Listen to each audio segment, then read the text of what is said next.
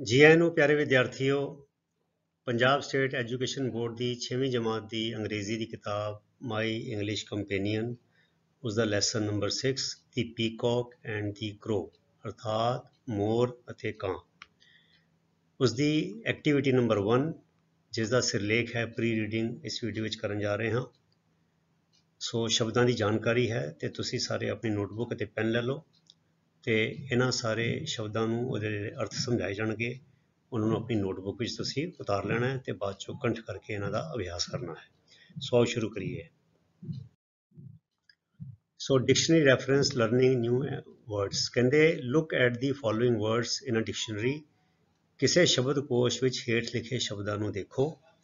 You should seek ਹੁੰਦਾ ਹੈ ਭਾਲ ਕਰਨੀ, ਲੱਭਣਾ, ਖੋਜ ਕਰਨੀ। ਤੁਹਾਨੂੰ ਲੱਭਣਾ ਚਾਹੀਦਾ ਹੈ, ਖੋਜ ਕਰਨੀ ਚਾਹੀਦੀ ਹੈ। ਦੀ ਫੋਲੋਇੰਗ ਇਨਫੋਰਮੇਸ਼ਨ ਹੇਠ ਲਿਖੀ ਜਾਣਕਾਰੀ। ਅਬਾਊਟ ਦੀ ਵਰਡਸ ਇਹ ਵਾਲੇ ਸ਼ਬਦਾਂ ਬਾਰੇ। And put them in your words notebook ਅਤੇ ਆਪਣੀ ਸ਼ਬਦਾਂ ਵਾਲੀ ਨੋਟਬੁੱਕ ਵਿੱਚ ਤੁਸੀਂ ਇਹਨੂੰ ਉਤਾਰ ਲੈਣਾ ਹੈ, ਦਰਜ ਕਰ ਲੈਣਾ ਹੈ। ਉਹ ਕਿਹੜੀ ਜਾਣਕਾਰੀ ਹੈ? ਪਹਿਲੀ ਤਾਂ ਹੈ meaning of the words as used in the lesson. ਪਹਿਲੀ ਗੱਲ ਤਾਂ ਹੈ ਕਿ ਉਸ ਸ਼ਬਦ ਦਾ ਮਤਲਬ ਜੋ ਇਸ ਸਬਕ ਵਿੱਚ ਵਰਤਿਆ ਗਿਆ ਹੈ ਉਹ ਮਤਲਬ ਨੂੰ ਜਾਣੋ, ਕਿਉਂਕਿ ਕਈ ਵਾਰ ਕੁਝ ਸ਼ਬਦ ਐਸੇ ਹੁੰਦੇ ਨੇ ਜਿਨ੍ਹਾਂ ਦੇ ਇੱਕ ਨਾਲੋਂ ਵੱਧ ਵੀ ਮਤਲਬ ਹੁੰਦੇ ਹਨ। ਤੇ ਫਿਰ ਇਹ ਵੀ ਦੇਖੋ ਕਿ ਉਹ ਸ਼ਬਦ ਐਡਜੈਕਟਿਵ ਹੈਗਾ ਜਿਹਨੂੰ ਅਸੀਂ ਵਿਸ਼ੇਸ਼ਣ ਕਹਿੰਦੇ ਹਾਂ, ਨਾਊਨ ਹੈਗਾ ਜਿਹਨੂੰ ਅਸੀਂ ਨਾਮ ਕਹਿੰਦੇ ਹਾਂ, ਜਾਂ ਵਰਬ ਹੈਗਾ ਜਿਹਨੂੰ ਅਸੀਂ ਕਿਰਿਆ ਕਹਿੰਦੇ ਹਾਂ, ਜਾਂ ਫਿਰ ਐਡਵਰਬ ਹੈਗਾ ਜਿਹਨੂੰ ਅਸੀਂ ਕਿਰਿਆ ਵਿਸ਼ੇਸ਼ਣ ਕਹਿੰਦੇ ਹਾਂ। ਦੂਜੀ ਗੱਲ ਪ੍ਰੋਨਾਂਸੀਏਸ਼ਨ, ਇਸ ਸ਼ਬਦ ਦਾ ਉਚਾਰਨ ਕਿਵੇਂ ਕਰਨਾ ਹੈ। ਸੋ ਉਹ ਮੈਂ ਜਿਹੜੇ ਬੋਲਾਂਗਾ ਤੁਸੀਂ ਧਿਆਨ ਨਾਲ ਸੁਣੋ ਤੇ ਨਾਲ ਉਹਨੂੰ ਦੁਹਰਾਓ, ਠੀਕ ਹੈ। ਤੇ ਸਪੈਲਿੰਗ ਉਹ ਸ਼ਬਦ ਤੁਹਾਡੇ ਸਾਹਮਣੇ ਛਪੇ ਹੋਏ ਨੇ, ਬੜੇ ਧਿਆਨ ਦੇ ਨਾਲ ਦੇਖ ਕੇ ਤੁਸੀਂ ਉਤਾਰਨਾ ਹੈ ਤੇ ਫਿਰ ਇਹਨਾਂ ਨੂੰ ਬਿਨਾਂ ਦੇਖੇ ਲਿਖਣ ਦਾ ਅਭਿਆਸ ਕਰਨਾ ਹੈ ਤਾਂ ਕਿ ਤੁਹਾਡੀ ਸਪੈਲਿੰਗ ਦੀ ਜਿਹੜੀ ਅੱਖਰ ਜੋੜ ਦੀ ਜਿਹੜੀ ਪ੍ਰੈਕਟਿਸ ਹੈ ਉਹ ਵਧੀਆ ਹੋ ਸਕੇ ਤੇ ਕੋਈ ਗਲਤੀਆਂ ਨਾ ਹੋਣ। ਸੋ ਆਓ ਸਿੱਧਾ ਹੁਣ ਇਹ ਸ਼ਬਦਾਂ ਵੱਲ ਚੱਲਦੇ ਹਾਂ। 9 ਸ਼ਬਦ ਨੇ, ਇਹਨਾਂ ਦੇ ਅਰਥ ਜਾਣਦੇ ਹਾਂ ਤੇ ਉਹ ਕਿਹੜੀ ਪਾਰਟ ਆਫ ਸਪੀਚ ਫਾਰਮ ਕਰਦੇ ਨੇ ਉਹ ਵੀ ਦੇਖਦੇ ਹਾਂ। ਸੋ ਪਹਿਲਾ ਹੈਗਾ ਫੈਦਰਸ। ਇਹ ਬਹੁਵਚਨ ਹੈ, ਅਗਰ ਐਸ ਹਟਾ ਦਿੱਤਾ ਜਾਵੇ ਤੇ ਫੈਦਰ ਬਣ ਜਾਏਗਾ ਇੱਕ ਵਚਨ ਤੇ ਫੈਦਰਸ ਬਹੁਵਚਨ। ਇਹਨੂੰ ਕਹਿੰਦੇ ਖੰਭ ਜਾਂ ਪਰ, ਠੀਕ ਹੈ ਨਾ। ਅਸੀਂ ਜਾਣਦੇ ਹਾਂ ਪੰਛੀਆਂ ਦੇ ਖੰਭ ਹੁੰਦੇ ਨੇ, ਪਰ ਹੁੰਦੇ ਨੇ, ਤੇ ਇਹ ਨਾਊਨ ਹੈਗਾ ਕਿਉਂਕਿ ਨਾਊਨ ਜਾਣਦੇ ਹਾਂ ਕਿ it's a name of a place, person ਔਰ ਥਿੰਗ। ਸੋ ਫੈਦਰਸ ਇੱਕ ਥਿੰਗ ਹੈਗੀ, ਇੱਕ ਵਸਤੂ ਹੈ, ਚੀਜ਼ ਹੈ।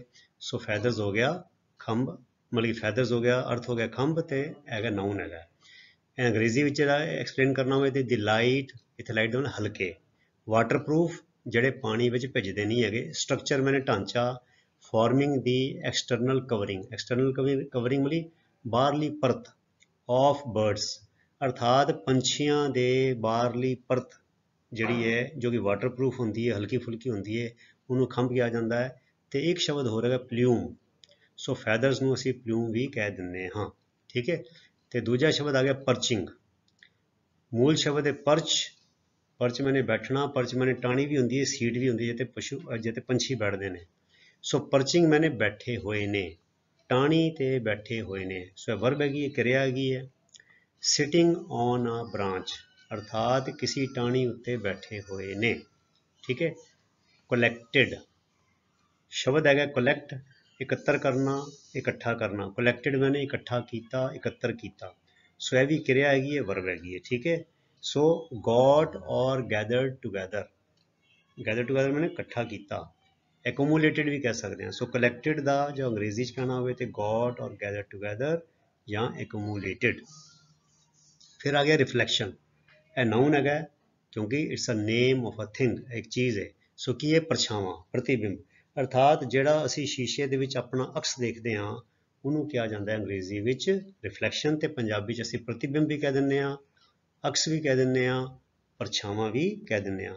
ਇਹੀ ਪਰਛਾਵਾਂ ਸਾਨੂੰ ਜੇ ਖੜਾ ਪਾਣੀ ਹੋਵੇ ਕਿਸੇ ਟੋਭੇ ਵਿੱਚ, ਤਲਾਬ ਵਿੱਚ, ਝੀਲ ਵਿੱਚ, ਉਹਦੇ ਵਿੱਚ ਵੀ ਸਾਨੂੰ ਆਪਣਾ ਪਰਛਾਵਾਂ ਨਜ਼ਰ ਆਉਂਦਾ ਹੈ। ਸ਼ੀਸ਼ੇ ਵਿੱਚ ਵੀ ਸਾਨੂੰ ਪਰਛਾਵਾਂ ਨਜ਼ਰ ਆਉਂਦਾ ਹੈ। ਸੋ ਉਸ ਪਰਛਾਵੇਂ ਨੂੰ, ਅਕਸ ਨੂੰ ਕਿਹਾ ਜਾਂਦਾ ਹੈ ਰਿਫਲੈਕਸ਼ਨ, ਤੇ ਨਾਊਨ ਹੈਗਾ। ਸੋ ਅੰਗਰੇਜ਼ੀ 'ਚ ਇਸ ਤਰ੍ਹਾਂ ਐਕਸਪਲੇਨੇਸ਼ਨ ਕਰਾਂਗੇ ਦੀ ਇਮੇਜ, ਮਤਲਬ ਰਿਫਲੈਕਸ਼ਨ ਦਾ ਨਾਮ ਦੂਜਾ ਇਮੇਜ ਹੈਗਾ। ਇਮੇਜ ਆਫ ਸਮਥਿੰਗ, ਕਿਸੇ ਚੀਜ਼ ਦਾ, ਐਜ਼ ਰਿਫਲੈਕਟਿਡ ਬਾਏ ਅ ਮਿਰਰ ਐਟਸੈਟਰਾ। ਜਿਵੇਂ ਕਿ ਉਹ ਜਿਹੜੀ ਕਿਰਨਾਂ ਨੇ ਰਿਫਲੈਕਟ ਹੋ ਕੇ, ਮਤਲਬ ਕਿ ਉੱਥੋਂ ਟਕਰਾ ਕੇ ਸ਼ੀਸ਼ੇ ਤੋਂ ਜਾਂ ਪਾਣੀ ਤੋਂ ਵਾਪਸ ਆਉਂਦੀਆਂ ਨੇ ਤੇ ਉਹਦੇ ਨਾਲ ਇਮੇਜ ਬਣਦਾ ਹੈ, ਪ੍ਰਤੀਬਿੰਬ ਬਣਦਾ ਹੈ, ਅਕਸ ਬਣਦਾ ਹੈ। ਫਿਰ ਆ ਗਿਆ ਇਗਨੋਰਿੰਗ। ਮੂਲ ਸ਼ਬਦ ਹੈਗਾ ਇਗਨੋਰ। ਇਗਨੋਰ ਹੁੰਦਾ ਹੈ ਨਜ਼ਰ ਅੰਦਾਜ਼ ਕਰਨਾ, ਠੀਕ ਹੈ, ਅਣਦੇਖਿਆ ਕਰਨਾ। ਸੋ ਇਗਨੋਰਿੰਗ ਦਾ ਮਤਲਬ ਹੋ ਗਿਆ ਨਜ਼ਰਅੰਦਾਜ਼ ਕਰਦੇ ਹੋਏ, ਅਣਦੇਖਿਆ ਕਰਦੇ ਹੋਏ, ਠੀਕ ਹੈ ਨਾ। ਸੋ ਇਹ ਵਰਬ ਹੈਗੀ ਹੈ, ਕਿਰਿਆ ਹੈਗੀ ਹੈ, ਅਰਥਾਤ ਗਿਵਿੰਗ ਲਿਟਲ ਔਰ ਨੋ ਅਟੈਂਸ਼ਨ, ਅਰਥਾਤ ਮਾਮੂਲੀ ਧਿਆਨ ਦੇਣਾ, ਲਿਟਲ ਮੈਨੇ ਮਾਮੂਲੀ ਧਿਆਨ ਦੇਣਾ, ਨਾ ਹੋਇਆ ਵਰਗਾ, ਔਰ ਨੋ ਅਟੈਂਸ਼ਨ ਨਾ ਧਿਆਨ ਦੇਣਾ।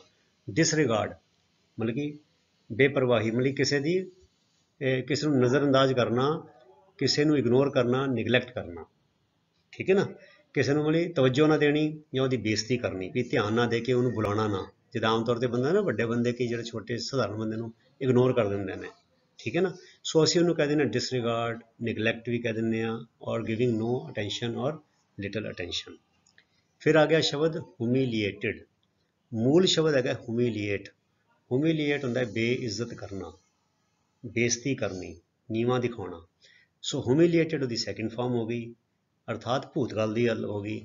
ਨੀਵਾਂ ਦਿਖਾਇਆ, ਬੇਇੱਜ਼ਤ ਕੀਤਾ, ਜ਼ਲੀਲ ਕੀਤਾ, ਪੰਜਾਬੀ 'ਚ ਅਸੀਂ ਇਸ ਤਰ੍ਹਾਂ ਕਰਾਂਗੇ, ਠੀਕ ਹੈ। ਸੋ ਵਰਬ ਹੈਗੀ ਹੈ, ਕਿਰਿਆ ਹੈਗੀ ਹੈ। ਅਤੇ ਇਹਦੇ ਹਿਊਮੀਲੀਏਟਿਡ ਦੇ ਦੂਜੇ ਸਮਾਨ ਅਰਥ ਸ਼ਬਦ ਕਿਹੜੇ ਹੈਗੇ ਨੇ? ਇਨਸਲਟਿਡ, ਇਨਸਲਟ, ਹਿਊਮੀਲੀਏਟ, ਇਨਸਲਟ, ਹਿਊਮੀਲੀਏਟਿਡ, ਇਨਸਲਟਿਡ। ਅਤੇ ਇੱਕ ਹੋਰ ਸ਼ਬਦ ਹੈ ਜਿਹੜਾ ਆਮ ਨਹੀਂ ਵਰਤਿਆ ਜਾਂਦਾ, ਪਰ ਜਿਲੇ ਥੋੜ੍ਹਾ ਬੰਦਾ ਵਧੀਆ ਅੰਗਰੇਜ਼ੀ ਲਿਖਣ ਲੱਗਦਾ ਫਿਰ ਉਹ ਸ਼ਬਦ ਹੀ ਵਰਤਦਾ, ਮੋਟੀਫਾਈਡ।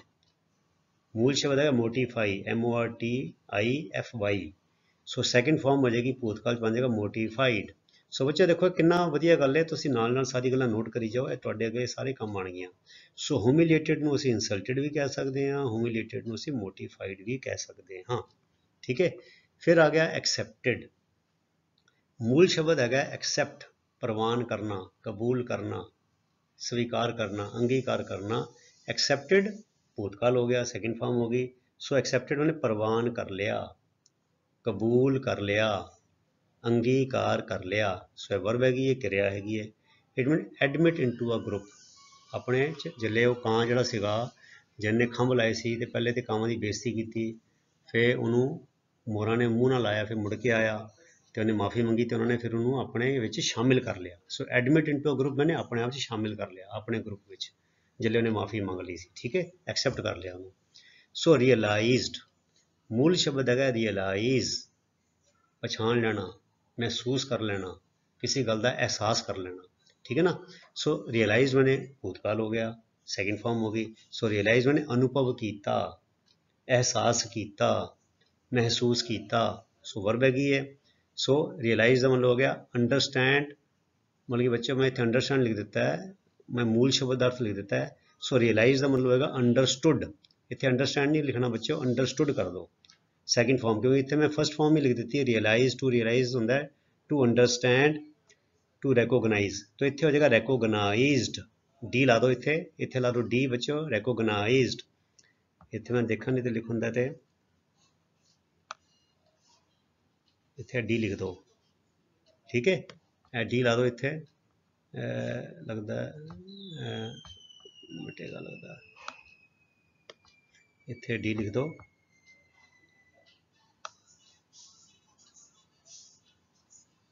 ਠੀਕ ਹੈ, ਰੈਕੋਗਨਾਈਜ਼ਡ। ਤੇ ਇੱਥੇ ਮੈਂ ਲੱਗ ਦਿੰਦਾ, ਇੱਥੇ ਕਰ ਦਿਓ ਅੰਡਰਸਟੂਡ, ਠੀਕ ਹੈ। ਇੱਥੇ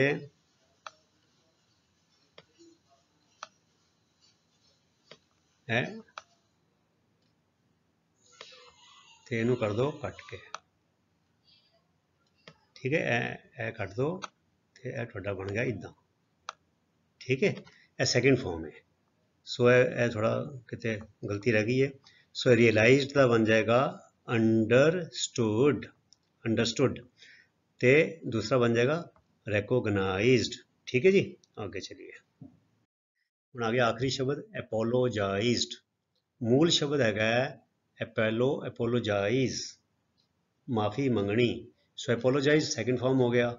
ਸੋ ਖਿਮਾ ਮੰਗੀ, ਮਾਫੀ ਮੰਗੀ ਜਾਂ ਭੁੱਲ ਮੰਨੀ, ਠੀਕ ਹੈ। ਵਰਬ ਹੈਗੀ ਹੈ, ਕਿਰਿਆ ਹੈਗੀ ਹੈ।